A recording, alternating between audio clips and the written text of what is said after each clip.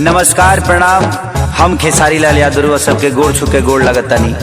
अपना देश में अजीब सिस्टम हो गई आज के डेट में, चाहे वो महाराष्ट्र होके, बिहार होके, यूपी होके, चाहे कोनो राज्य होके, मंदिर के गेट ना खोली लेकिन रैली टाइम से निकल जाता। बताई ब्यास लोग के प्रोग्राम के परमिशन नहीं खे, लेकिन ये लोग के हल्का कह जाला बाबू नॉमिनेशन। हाँ, नॉमिनेशन टाइम से हो जाता।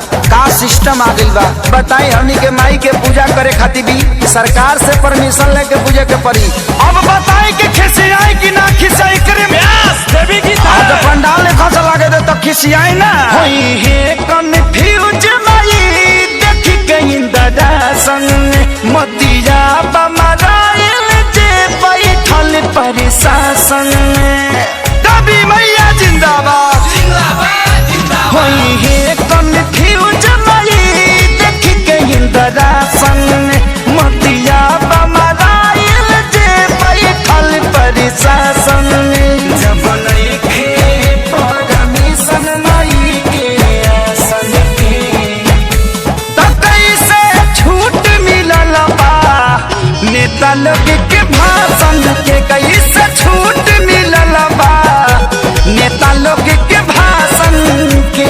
देवी मैया जिंदाबाद जिंदाबाद जिंदाबाद। अरे भैया जिंदाबाद जिंदाबाद जिंदाबाद। अड़हुल फुलवा कहाँ चढ़ेगा, लाल चुनरी कहाँ चढ़ेगा।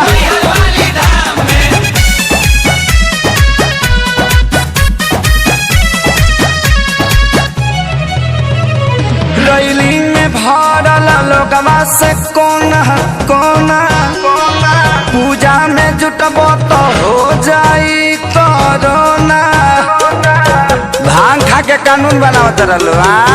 रैली में भरल लोगवा से कोना कोना, पूजा में जे जुटबो तो हो जाई कोरोना। परिभाषा होवे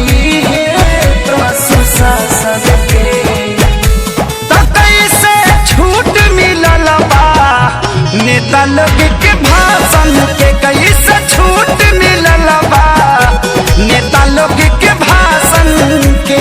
ताजा नारियल कहाँ चढ़ेगा, धूप अगरबत्ती कहाँ जरेगा।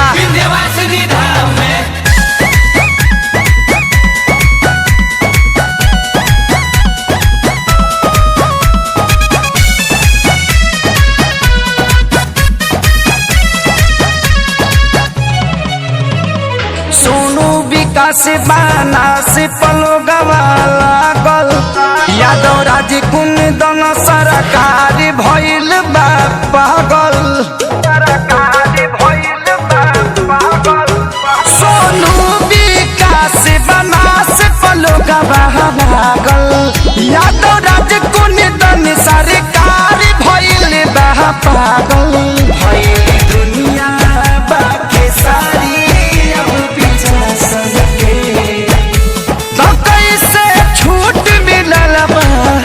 नेता लोग के भाषण के, कोई से छूट मिलल बा नेता लोग के भाषण के। जले माई के मूर्ति ना रखाई तले वोट ना दियाई। जय माता दी।